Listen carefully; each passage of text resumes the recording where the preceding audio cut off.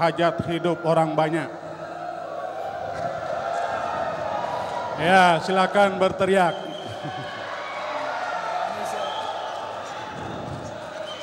Ya, di antara gambar yang ditampilkan tadi, ya memang ada masalah dengan sampah. Tetapi data dari Biro Pusat Statistik menunjukkan bahwa indeks pembangunan manusia Indonesia untuk Kabupaten Dompu mengalami kemajuan yang signifikan selama 5 tahun terakhir ini.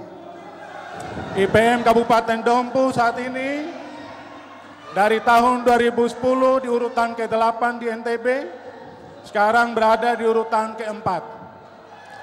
IPM menyangkut pelayanan kesehatan, infrastruktur dasar masyarakat, dan layanan pendidikan. Kita fokus untuk hal kesehatan. Selama 5 tahun terakhir ini, Pemda Kabupaten Dompu sudah membangun puskesmas, puskesdes di setiap desa. Ada banyak pusat-pusat kesehatan masyarakat yang sekarang telah beroperasi 24 jam untuk melayani rawat inap. Rencana saya selanjutnya, saya akan melanjutkan kebijakan-kebijakan yang sudah terbukti ada manfaatnya untuk masyarakat, termasuk menambahkan alokasi dana untuk layanan BPJS dan Zakat Kabupaten Dompu.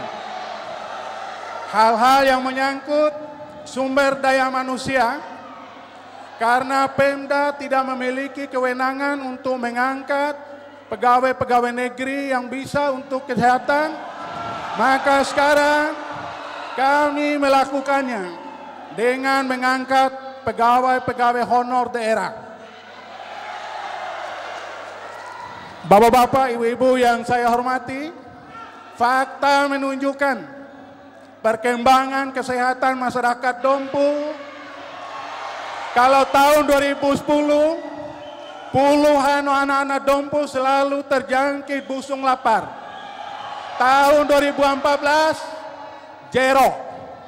Itu bukti bahwa kebijakan-kebijakan kesehatan yang diambil oleh Pemda Dompu selama 5 tahun ini terbukti benar. Kita tinggal menambahkan anggaran-anggaran untuk memperbaikinya. Waktunya sudah habis. Saatnya giliran pasangan calon nomor urut 2 tetap mengambil lot meskipun tinggal satu-satunya.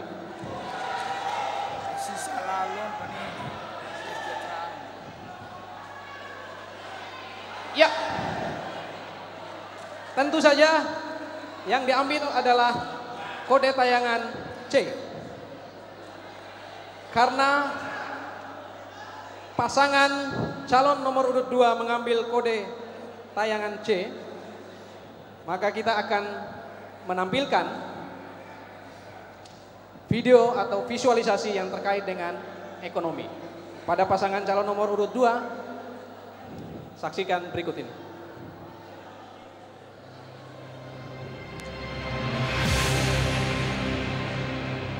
Kabupaten Dompu dengan luas wilayah sekitar 2.324 km persegi merupakan salah satu daerah di Nusa Tenggara Barat yang dikaruniai Tuhan dengan potensi sumber daya alam yang kaya raya. Kita memiliki potensi di bidang pertambangan dan energi. Kita memiliki lahan pertanian yang luas untuk digarap. Potensi pariwisata yang tidak kalah menarik dengan daerah lainnya. Terkait dengan ekonomi yang di dalamnya banyak potensi yang dimiliki oleh Kabupaten Dompu seperti tayangan tadi. Dari potensi yang banyak itu, apa yang akan pasangan calon nomor urut 2 ini lakukan untuk mengembangkan Dompu? Oke, terima kasih panelis. Bismillahirrahmanirrahim. Assalamualaikum warahmatullahi wabarakatuh. Ya, nomor 2. Nomor 2. Ya, terima kasih.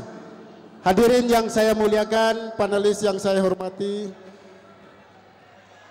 dalam rangka kita memajukan perekonomian rakyat kita, tentu kita tidak lupa apa yang sudah terjadi dan apa yang belum terjadi. Oleh sebab itu, seluruh program pemerintah, baik pemerintah yang sudah dan kami yang akan datang, kami tetap mempertahankan pembangunan ekonomi yang bermartabat, yang berkeadilan, ya, yang mendukung masyarakat Dompu sejahtera. Maksud saya, dalam rangka kita memajukan pendapatan asli daerah, ya, tentu kita tidak lupa dengan kejadian yang baru kita alami bahwa ada investasi yang begitu besar di daerah kita yang berkaitan dengan investasi tebu. Tentu kita paham investasi itu memang dengan jangka panjang akan menghidupkan rakyat Dompu. Tetapi ada hal yang tidak, ya, ada hal yang tidak perlu dan ada hal yang perlu diperhatikan oleh pemerintah.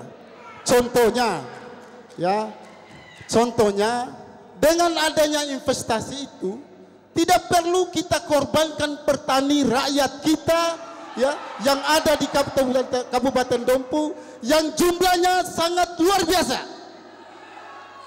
Harus dicarikan solusi yang terbaik untuk meningkatkan pendapatan dan kesejahteraan masyarakat dalam rangka menyekolahkan anak, ya, memenuhi kebutuhan sandang dan pangannya. Oleh sebab itu, saya berharap kalau kami menjadi pemimpin ke depan, kami akan mendengarkan banyak pihak dalam rangka memajukan perekonomian yang ada di Kabupaten Dompu. Hadirin yang saya muliakan, ada satu lagi yang terabaikan dalam rangka kita mengelola perekonomian di Kabupaten Dompu ini, terutama berkaitan dengan pemerintahan yang bersih dan berwibawa. Saya berharap ketika nomor 2 menang, ya, mari para PNS, mari kakak-kakakku, saya akan kembalikan martabatmu sebagai pegawai negeri. Mari kembali bergabung dengan Lambarasa. Ya, mudah-mudahan himbauan dan dorongan ini, ya, mudah-mudahan setuju, ya, anggota DPR. Ya, terima kasih. Wassalamualaikum warahmatullahi wabarakatuh. Baik, pasangan calon nomor 2. Hadirin pemirsa dan pendengar sekalian yang saya hormati, demikian tadi segmen ketiga telah kita sama-sama ikuti. Sebelum kita memasuki segmen keempat, yaitu saling bertanya, kita akan jeda sejenak sambil mengikuti pesan-pesan berikut ini.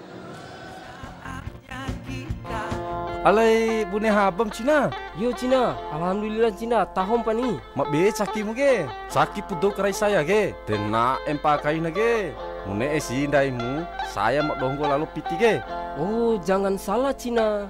Do karai saya rau ge, na empakai rau na.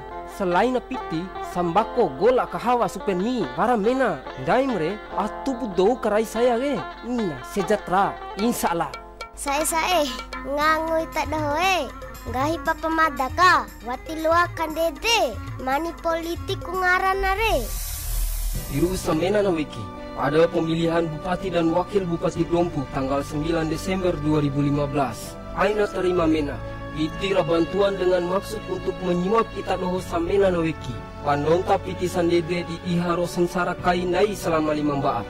Maita kerasok udana rasa dari korupsi dan kolusi, tolak mani politik.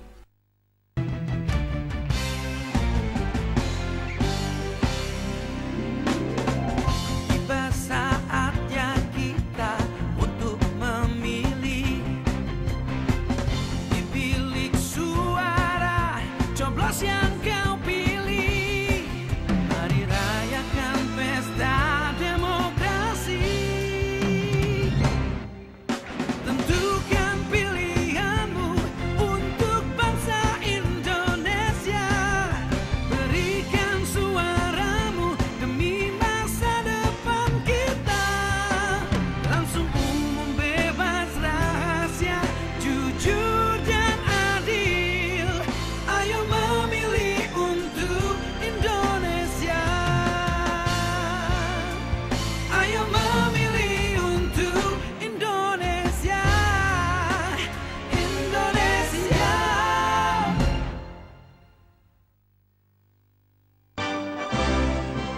Assalamualaikum warahmatullahi wabarakatuh.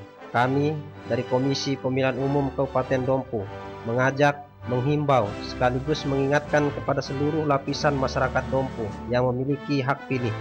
Jangan lupa datang ke TPS pada hari Rabu tanggal 9 Desember 2015 untuk memilih calon bupati dan wakil bupati Dompu periode 2016-2021 dengan hati yang tulus dan ikhlas. Semoga pilihan kita diridhoi Tuhan Yang Maha Esa. Mari bersama kita wujudkan pemilihan Bupati dan Wakil Bupati Dompu tahun 2015 secara berintegritas dan bermartabat. Ingat, hari Rabu tanggal 9 Desember 2015. Wassalamualaikum warahmatullahi wabarakatuh. Ayo memilih.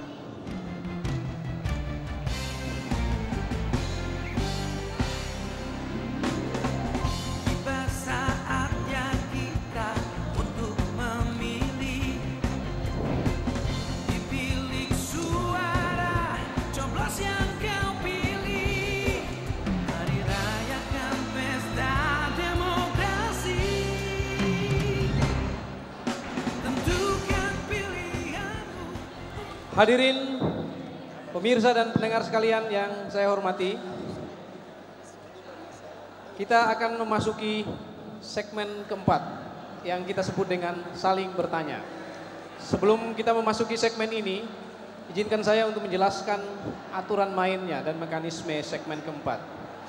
Kita akan mengawali dengan pasangan calon nomor urut 4 untuk mengambil lot undian. Undian ini akan menentukan pasangan calon nomor 4 akan bertanya kepada pasangan calon nomor berapa. Ya.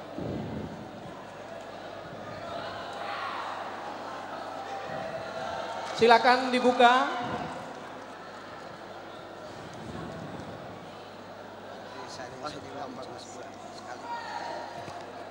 Nomor 2. Mohon diserahkan kembali. Baik, siap-siap. Pasangan calon nomor 4 akan mengajukan pertanyaan kepada pasangan calon nomor 2. Saya berharap pertanyaan yang diajukan tidak boleh menyangkut persoalan-persoalan pribadi, tapi yang terkait dengan 3 tema debat kita pada hari ini. Peningkatan kesejahteraan rakyat, memajukan daerah, dan peningkatan pelayanan kepada masyarakat. Kalau ada hal-hal pertanyaan yang terkait dengan hal-hal pribadi, saya akan cut dan memberhentikannya. Demi kebersamaan kita semua. Kita kasih aplaus dulu biar lebih semangat segmen kita tentang saling bertanya ini. Langsung saja kami persilakan kepada pasangan calon nomor urut 4 selama 60 detik untuk mengajukan pertanyaan kepada pasangan calon nomor urut 2. Dimulai dari sekarang. Baik, tadi di dalam penyampaian visi misi, pasangan nomor 2 menyebutkan salah satunya itu adalah peningkatan PAD. Kami ingin contoh konkret, PAD yang mana yang dimaksudkan, strategi seperti apa, karena Dompu ini bukan daerah teori. Dompu ini adalah daerah Nggahi Rawi Pahu. Pembicaraan, perbuatan, dan apa yang ada di dalam hati.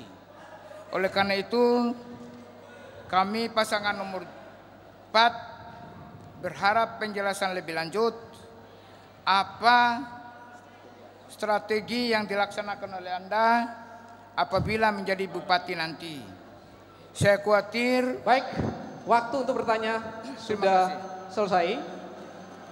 Kami yakin pasangan calon nomor 2 sudah memahami isi pertanyaannya. Sekarang giliran Anda, pasangan calon nomor urut 2 untuk menjawab selama 180 detik mulai dari sekarang. Terima kasih panelis. Hadirin yang saya muliakan, tentu ya, hadirin yang saya muliakan. Bukan berarti saya mendukung nomor 3. Ya, saya minta perhatian karena ini menyangkut kepentingan rakyat yang banyak. Berkaitan dengan urusan PAD, tentu Bapak-Bapak tahu bahwa saya adalah mantan anggota DPRD 2 periode. Pertama, tentu dalam rangka menaikkan pendapatan asli daerah, banyak hal yang akan kita lakukan. Kalau dari bidang peternakan, ada hal-hal yang saya lihat yang diabaikan oleh beberapa pemerintah periode sebelumnya. Pertama, PAD yang harus kita dapatkan dari bidang peternakan itu sangat luar biasa sebenarnya kalau dikelola dengan baik. Artinya kami akan membuatkan regulasi yang sangat menguntungkan pemerintahan dan tidak merugikan rakyat petani peternak. Itu yang pertama. Yang kedua, tentu Bapak sudah tahu benar bahwa otonomi daerah kita ini memberikan hak kepada pemerintah daerah untuk dikelola dengan baik dalam rangka meningkatkan pendapatan asli daerah. Saya yakin, ya, Bapak juga tahu, ya, apa yang pernah Bapak lakukan di era kepemimpinan Bapak sebagai bupati dan wakil bupati ketika itu. Ya, kita tidak perlu munafik bahwa pendapatan asli daerah kita lebih besar dari pendapatan penyertaan modal kita di BPD daripada pendapatan-pendapatan yang lainnya. Oleh sebab itu, saya tawarkan ketika saya jadi wakil bupati dan Oridia menjadi bupati, saya pastikan, ya, bahwa pendapatan asli daerah pasti akan meningkat dan rakyat sejahtera. Mungkin itu Pak Penulis, sehingga mudah-mudahan rakyat yang sejahtera itu mutlak yang harus kami pimpin. Terima kasih. Wassalamualaikum warahmatullahi wabarakatuh. Baik, waktunya sudah masih 10 detik, tidak mau digunakan? Cukup? Terima kasih pada pasangan calon nomor 2. Sekarang giliran pasangan calon nomor urut 1 untuk mengambil undian. Nomor pasangan calon berapa yang akan Anda tanya?